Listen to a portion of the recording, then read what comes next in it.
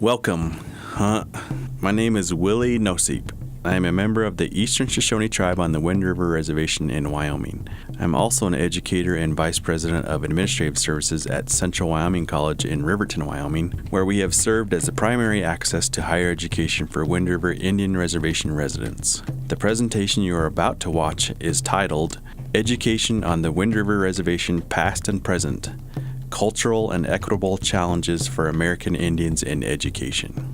Before we get started, here is some background information to help understand certain definitions of education practices and educational customs on the Wind River Reservation. The term boarding schools refers to the government-operated boarding schools for American Indians. There were as many as 100 boarding schools for American Indians, both on and off reservations. They were established in the United States during the late 19th and mid-20th centuries with a primary objective of assimilating tribal children and youth into European American culture. For many tribal communities, federal school was the only option. Public schools were closed to Indians due to racism. At one point, 4 boarding schools operated at Wind River. In addition to St. Stephen's, there was the Fort Washakie Government School, Roberts Mission School for girls, and the St. Michael's Mission School for Arapaho children. It is important to realize as you listen to our presentation that boarding schools were places where these tribal children slept, ate, worked, and were educated during the school year. Thank you for watching.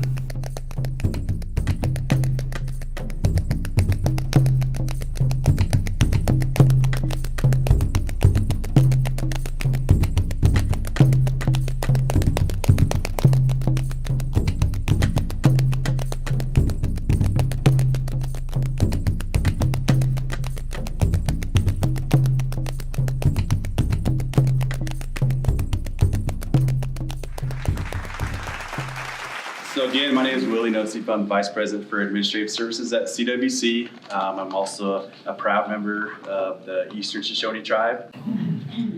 Our first guest I'll introduce, this is Willie LeClair. He is an Eastern Shoshone member, also a Navy veteran, and he's the religious coordinator for the Department of Corrections, a job which he's held for about the past 20 years. And he's also a tribal elder. So give a good welcome to Willie LeClair.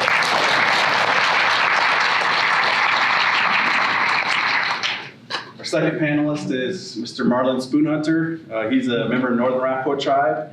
He is currently the president of Wind River Tribal College, located in Equitable. Marlin received his bachelor's in elementary education and his master's degrees in adult education and educational leadership. So everyone, please welcome Marlin.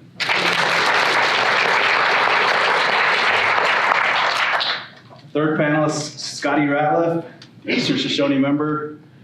He is the liaison to Senator Mike Enzi. He is also currently on the state board, Wyoming State Board of Education. He has actually he's an Army veteran as well. He has a bachelor's in elementary education and a master's in counseling. So welcome, Scotty.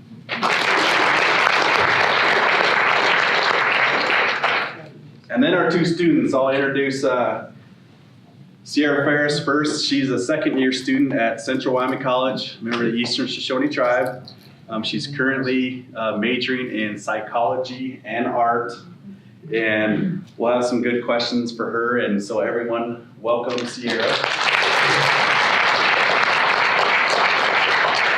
And then last but not least, we have Jacoby Hereford Jr. He's a member of the Eastern Shoshone tribe as well.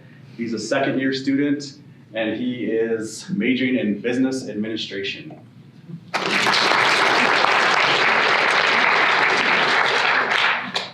So the first question I'm going to ask, it'll be pointed to Willie LeClair. And so Willie, can you tell us a little bit about the early history of education on the Wind River Indian Reservation? Yes, Willie.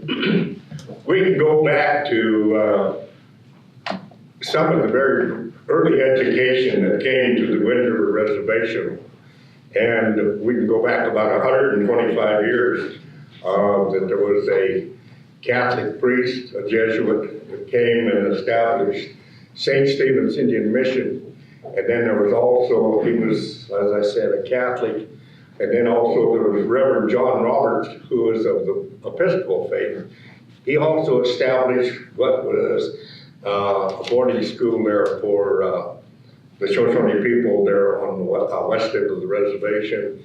And also right in between, there was another mission that was established, and it was called St. Michael's Mission. And it was a semi boarding school. When we're talking about boarding school, it's not what we look at today as sending a student or a person to a finishing school. It was actually a school of being able to send them completely away from the home reservation and our culture to go ahead and establish them so they could go ahead and fit into the European culture and into the modern society of the United States of America. Thank you, Willie. And I guess just briefly before we start, should have led this off, but just really quick, the Wind River Indian Reservation is shared by the Eastern Shoshone and Northern Arapaho tribes. The Northern Arapaho have about probably over 10,000 members, and the Eastern Shoshone tribe has about a little over 4,000 members. So it's kind of really unique. It's the only reservation in the United States that both tribes have an undivided 50-50 interest. So we split. There's a lot of things that need to be voted on and split between each tribe. Each tribe has a tribal council. They elect 6 members to their tribal council, and then they come together to form what they call an intertribal council to make joint decisions on land and anything that's owned jointly. So it's kind of unique. And then really quick too, we don't have a traditional, I guess, what you would call a constitution, where both tribes are governed by their general councils. And so each general council is made up of any enrolled member that's 18 years and over. And they meet usually quarterly and decide things. We do have a tribal law and order code, but so we're governed by our tribal councils and not a constitution. So just for a little bit of clarity. So the next question I'll ask Marlin Spoonhunter. And so Marlin, can you give us, I guess, your history or elaborate on the boarding and or government schools, the school structure on the Wind River Indian Reservation, and how that's kind of evolved over the future? Okay, I think Willie, I want to say good evening to all the people. Thanks for coming. And I'm really proud of these 2 young students here to be able to get up here and speak on behalf of our tribes on the Wind River. Education, for me, started when I was very young. I learned a lot from my uncle that raised me, and I was raised like one room log cabin with 7 other brothers and sisters. We didn't have no electricity or water until I was in 7th grade. And we were taught a lot about our traditional values, and my uncle always taught us about respect. And throughout my life, I've always tried to be respectful of those that I come in contact with. I attended school at Mill Creek Elementary, which was a 1st to 8th grade school south of East City, Wyoming. After I got done there, I went on to a boarding school in Fletcher, South Dakota for 4 years. And wasn't like the boarding schools in the 1800s and the early 1900s, where, if I spoke my language, it was okay. And it was the first time I ever had a Native American teacher. He was Lakota, and so I was learning Lakota history, even though I was a Northern Arapaho, but I was very glad to have a Native American instructor. And in our school at the time, there was only 3 Native American instructors, at the high school. The school was kind of unique though, and it was kind of tailored, almost, we had 3 different choices of what school we wanted to attend. They had a Botech, they also had a business, and then they also had what they call college bound. And I shared a story with one of the gentlemen in the crowd named Joseph about, he asked me, what inspired me to go to school to get a degree, and I said, my mom died when I was 6 years old, and my uncle raised me. He was a bachelor, and he raised 8 of us in our family. And I said, but he told me, he says, Marlin, he said, you need to graduate from high school, because back in those days, our Native American men would only go to 8th grade. And then later on, he told me, he says, Marlon, you know what? He said, when you turn 18, I don't think a high school degree is going to be good enough. You're going to have to get what they call a bachelor's degree. I said, okay. And then later on in the summer, we were sitting down, and he said, Marlon, you know what? He said, I don't think a bachelor's degree is good enough. You're going to have to get a master's degree like your cousin down the road here. Her name was Enzi Spoonhunter. She was the first Arapaho woman to get a master's degree. And so, ever since I was in 4th grade all the way through, I had that goal that, I had no choice but I had to go to college. And I was first generation. And fortunately, I had some of my ups and downs. And I went to Haskell, which was also a boarding school. And I got my 2-year degree there. Then I got my bachelor's in Missoula at the University of Montana. Then I got my master's degree at Montana State University. And we were always told, my uncle said, you go and get an education, but you come back and help your people. So, and I worked up in Brown, Montana for over 20-some years in their school district. And then 11 years ago, I moved back home and started working at our tribal college to give back to my people. Thank you.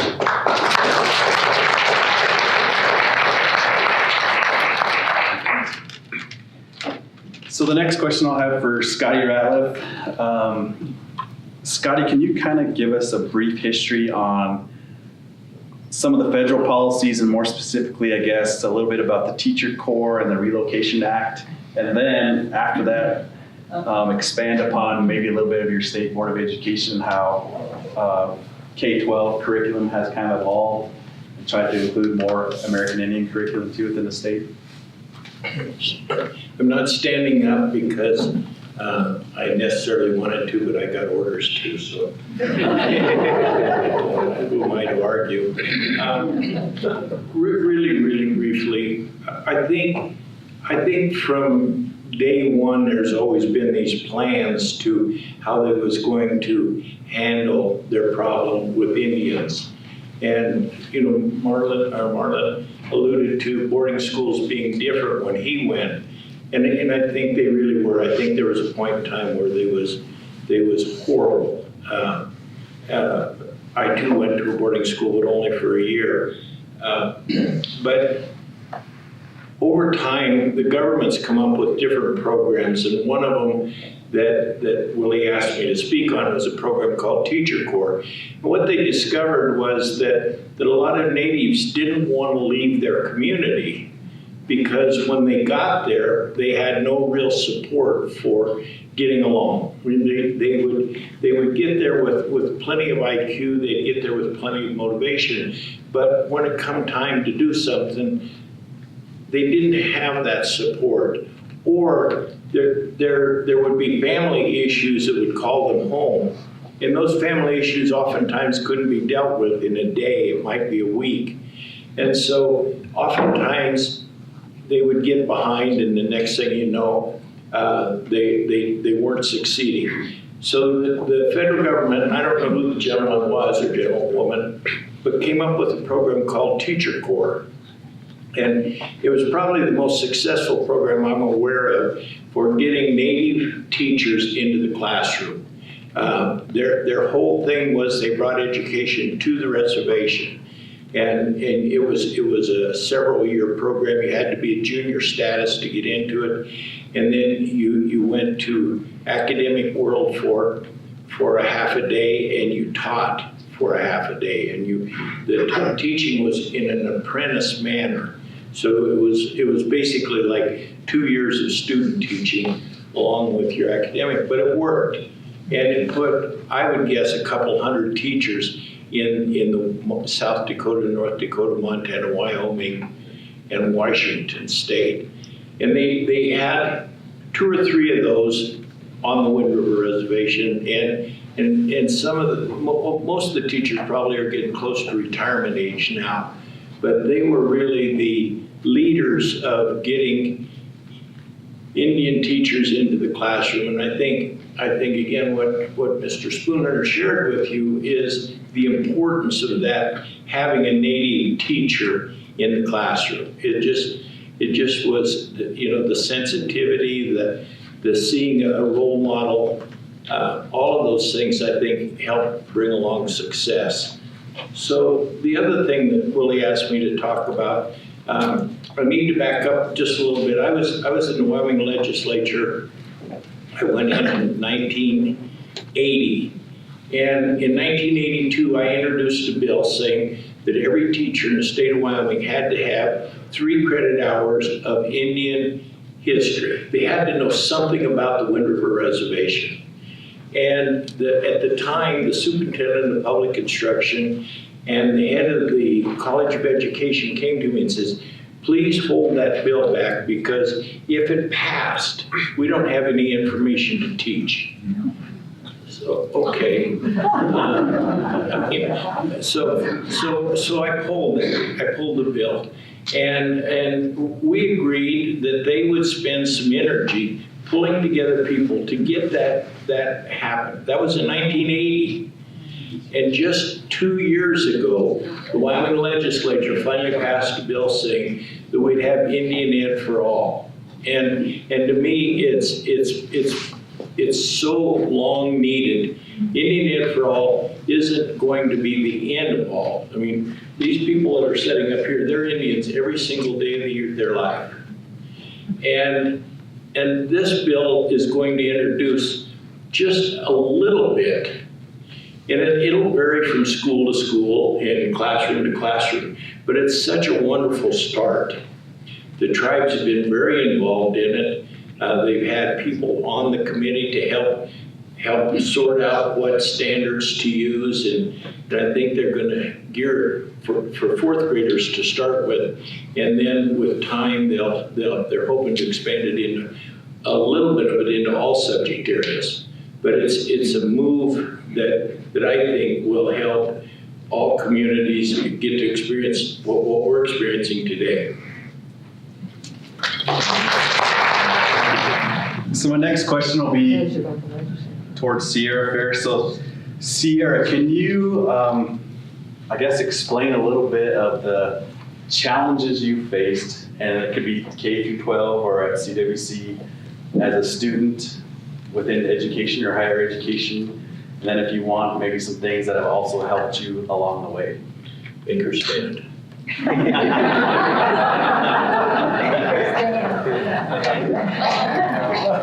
Well, I could say for like the K through 12 part, that when like in Fort or like where I live in Fort Washakie, they have like districts. I'm assuming they have districts here where you're not allowed to go out to different districts to get like a different high school education. And like see what, at Fort Washakie, they didn't even have a high school. All they had was a charter. And I was like, well, I can't just go to charter. I actually want to go to a legit high school where I'll get that communication with other different like ethnicities. So I went to Lander, and then I didn't like it, so I went to Wind River, and I graduated from there. Then that's when I transferred to CWC, but the only issues I could say I had with CWC was like I didn't know that there was other like diverse classes, I guess. Like I didn't know there was more cultural classes I could have took. So I took a humanity class like Intro to Anthropology, which don't really have that much to do with psychology or art, but you know. But yeah, I guess that would be like the only real issues I had with CWC and growing up on the reservation. What about things that have helped you along there that you liked at CWC? I like the staff, and you know, I've had scholarships given to me too because I'm part of TRIO, and it's like first generation because I'm a first generation, and I think that really helped me get to where I'm at. Yeah. I don't know.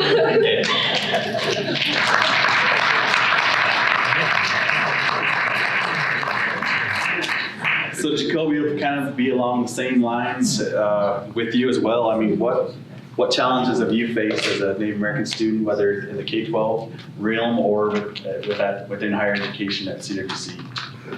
Well, all my life I've actually attended school at Fort Elementary, and I went there from kindergarten to 8th grade. I took this year, my freshman year at Lander, and like Sierra said, I kind of really didn't adjust. So I transferred to Wyoming Indian, and I fit perfectly in there. So all my life I kind of graduated in a traditional area. I've always wore a ribbon shirt. And for college, I decided to go to Central Wyoming College. It was convenient, it was closer to home.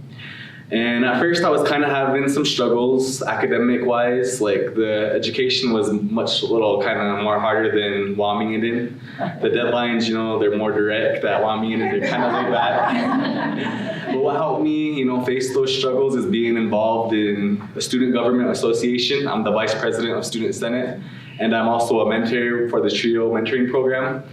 I am a member of the United Tribes Club. I was involved in that for 2 years. I was the secretary last year. So yeah, I think being more involved is something that helped me. Yeah. Thanks.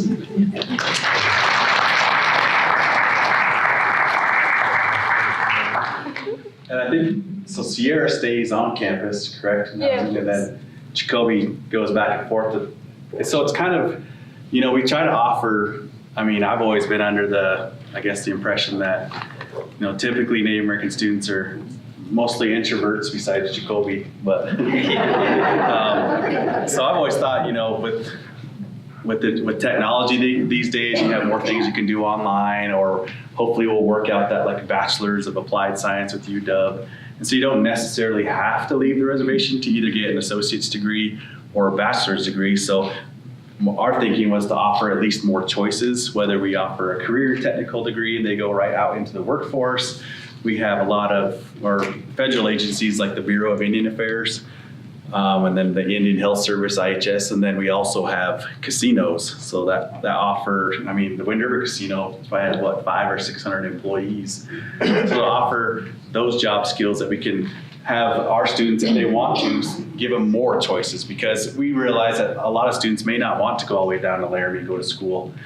So I think it's important they can we have a good mix, because Sierra stays on campus and then Jacoby drives back and forth so he can go to school all day and go home and sleep in his own bed. So I think that's important to have that extra choice for them. We can get them used to the college, and then if they want and get more comfortable, like Jacoby's and Sierra plan to go To Colorado State. to CSU, and Jacoby's plan on going to Laramie. So I think that's good for right now. I think that would be awesome.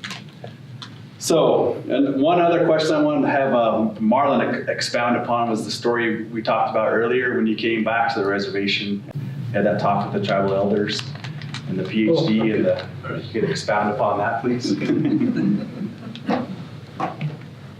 Okay, so I worked in Marlin, Montana for over 26 years. My first educational experiences up there was I was a consultant for our Native American culture, and then I went back to school, and I worked, after I got done, I worked in the school district for 18 years as an elementary teacher for grades 4 through 8, and then my last 2 years I got moved to the high school as a dean of students, and I always tell everybody that's the toughest job I ever had, because all I dealt with was discipline, and some of the parents were worse than the kids. And then after that, I worked on my, actually I did online courses for part of my educational leadership certification, and when I got done, I got hired down at my tribe as a vice president for the tribal college. And we created a council of elders over at the college, and they would come and meet, and we had a little area in the front, and they would sit and visit. And one day I walked through the door, and one of the older men says, he went like this, "Hey, you, where you been all these years?" I said, oh, I went to college. I said, I was going to school. He said, did you ever finish? I said, yeah. I said, I got a degree. I said, actually, I got a master's degree. Then he said, well, what's this master's degree? And there was 5 guys that were all sitting out there. And they're all like 60 years and older. And so I was thinking, how am I going to explain it to them? And then when you go into the tribal college, there's 2 doors.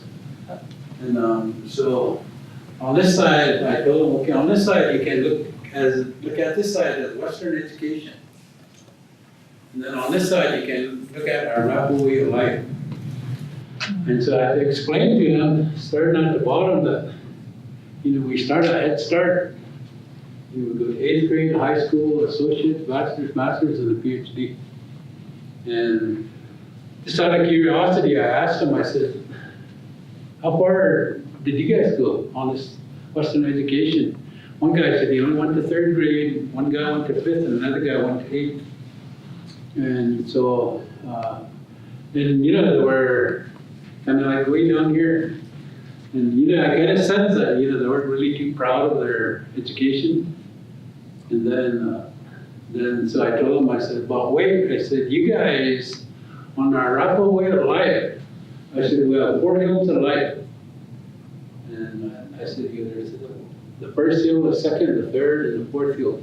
I said, and you guys are up here. There's 2 of you that are, your knowledge that you have about our way of life is equivalent to PhD, because there were healers, there were ceremonial people, there were fluent speakers of our tribe.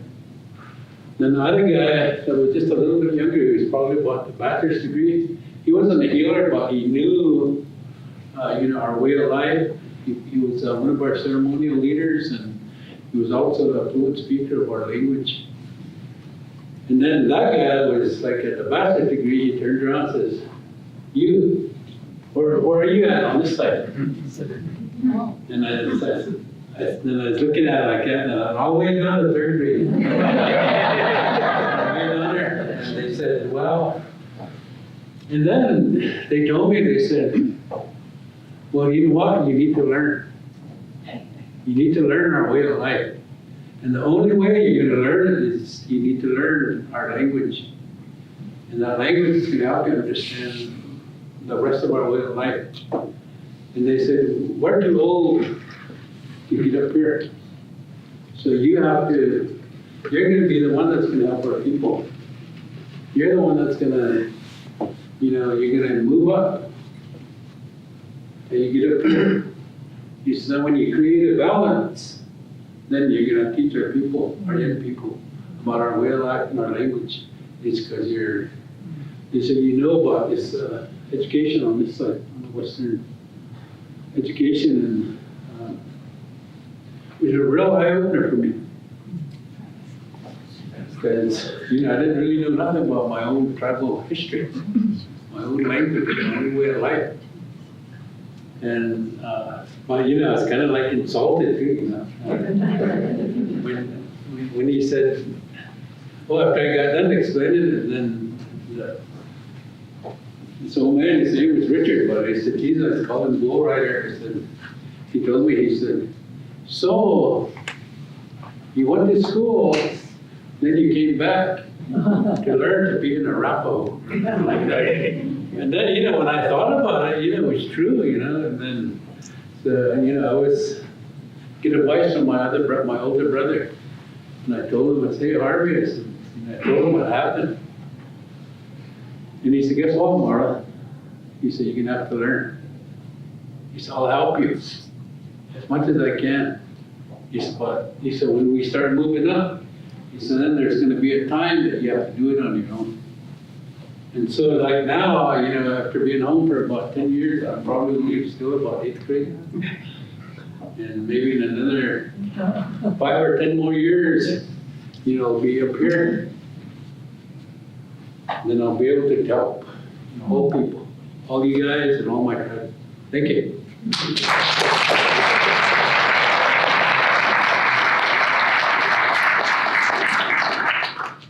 I'd like to kind of share a little bit, just like what Marlin was saying and what Scotty was talking about.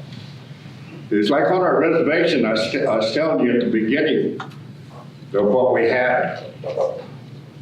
Where you come in, where you fit into the culture.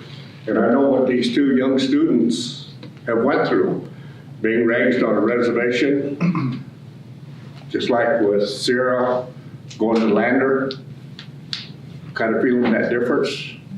I know when I was going to school that we had what we call a government day school. And that government day school was only the two buses that run in the Fort Washakie area. They went over and run over on Trout Creek and South Fork and also on North Fork, the two areas closest to Fort Washakie to this government school. Where present Fort Washakie High School and all of that, all of the elementary, K through 12 is right there. But also in our short little area right there around where Willie and I grew up, the public schools were so small, they were just a one-room schoolhouse that went from the 1st grade to the 8th grade. Right there in the facility, not even 3 miles apart, we had a school there that was under the public school district 21 at Fort Washakie.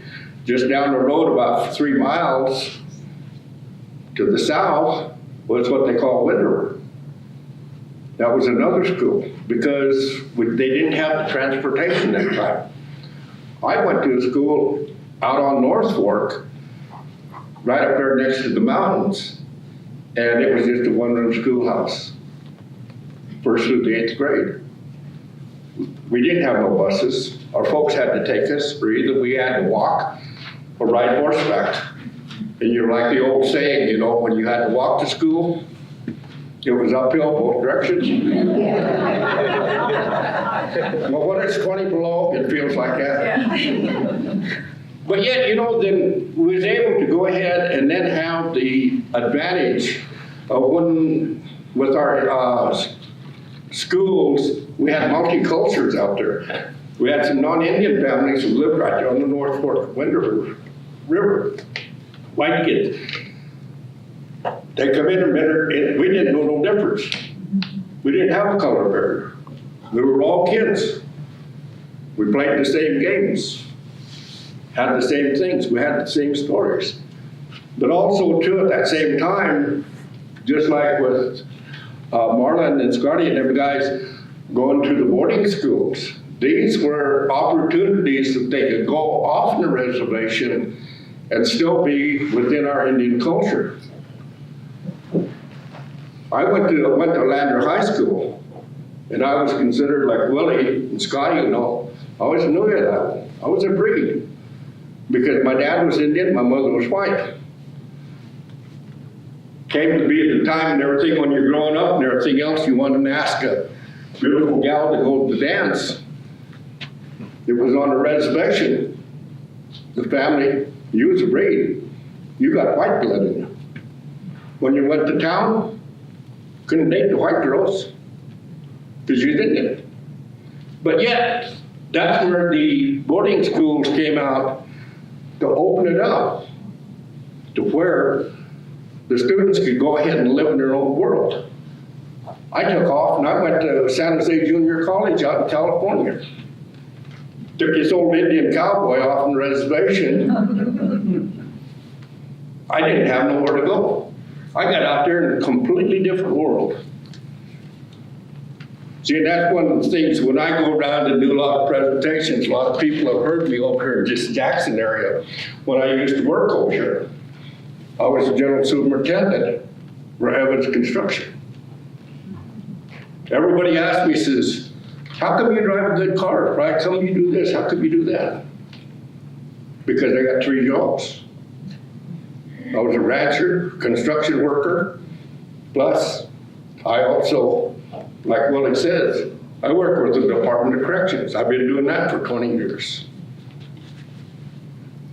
I'm proud of what I do. I'm proud of being able to help people. Also, Willie don't know it, Scotty knows it. At one time, I actually taught conversational sign language at CWC.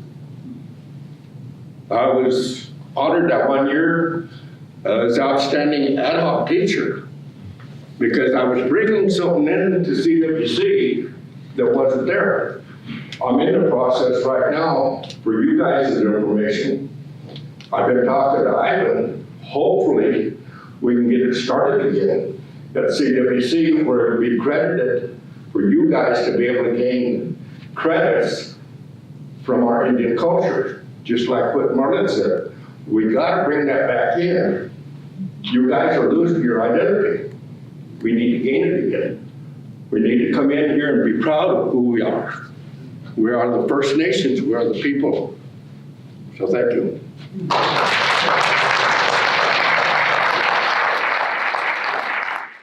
I don't speak the sign language very well. I took the class a couple times, but I'm a slow learner. But when he teaches you a word, you then understand why that word means what it does to an Indian. So it's probably, it falls in line with what Marlin was saying. Oh, I can't repeat it. I'm sorry. But at any rate, you know, I with this kind of a turnout, to me, it tells the college that there's interest in this community about this type of information. And so there's not scads of people that speak with their hands the way Willie does. He does it all over the country. In fact, he had the honor of going and talking to the Pope. But it is really just an amazing way to learn a language. And I think there was actually a couple people from Jackson, when he was taking it, drove over twice a week to, Diane Parker was one of them, I remember. Wow. Yeah, I'd like to go ahead and add on just a little bit to what Mr. Ratliff said or Scotty said, is not alone, where's my gal over there? I'm not alone involved with just the humanities. I'm also on the Wyoming Arts Council. So I travel all over the state, United States, the world. But yet what I can do is when I come into a group of people, I start talking to them. They start looking at me and they understand what I'm saying. Our sign language that our Indian people talk about, when we say we understand, we bring it from our heart and turn it over. We also talk in such a way that it's not impolite when I'm talking to my two friends over here, one of the Arapaho tribe and the other one of the Shoshone tribe. We had signs, we had names, but also too, when the white man first came and seen our Indian people, they started talking to him. They said, "Who are you?" We said, "We are the people." No, what are you called? They pointed to their mouth. They wanted to say, "Who and how are you called?" So when they seen the white man, that was the first time they ever seen an individual wearing a cap. And that was the sign that they put on the white man. So when the white man come and talk to the Indian people, when you make the marking on the back of your hand, that's saying, that's who I am, that's my color, that's my people. They said, "Who are you?" The Shoshone people made this sign. Right off the bat, that was the wrong interpretation. You guys here in Teton County know what the Snake River is. That's what they interpreted that the Shoshone people, we the people, were saying we were the weavers. Misunderstanding right off the bat. And it stuck with us forever. But also too, just like with the Arapaho people, we make this sign which they talk about that they are the mother tribe or the mother people, right? So anytime that when we get there and we start talking, it's not impolite to say yes. That's a sign for yes. And when I'm talking with my hands, I like to see the whole crowd saying yes, because they're following with me. And I don't have to back up. See, I'm going by the way of the sun. I don't want to back up. I want to continue to go forward. And then all of these signs are so simple.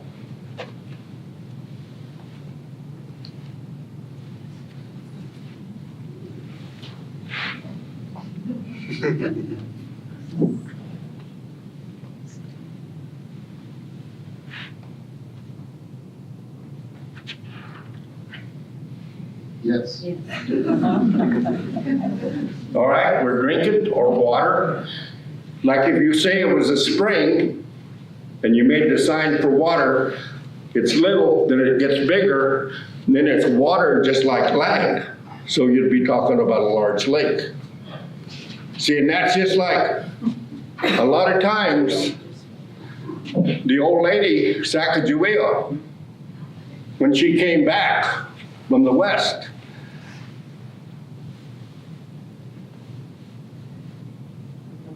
she seen fish as big as a white man's house. They thought she was lying, that her words were coming out crossways.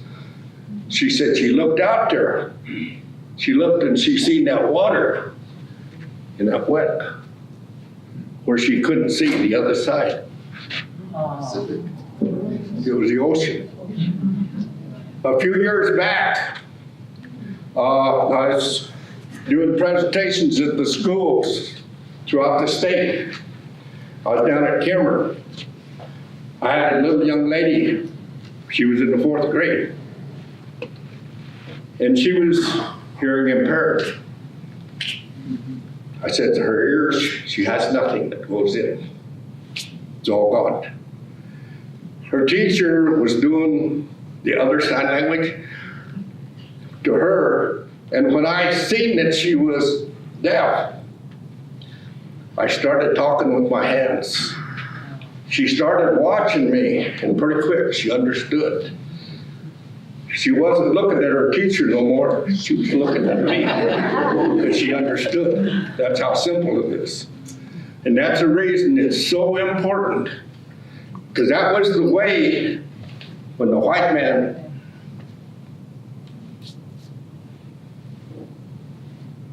they had to talk with their hands to get across the language barrier.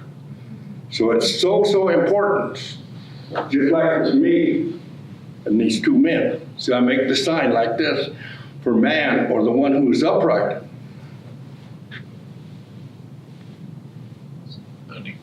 Yep.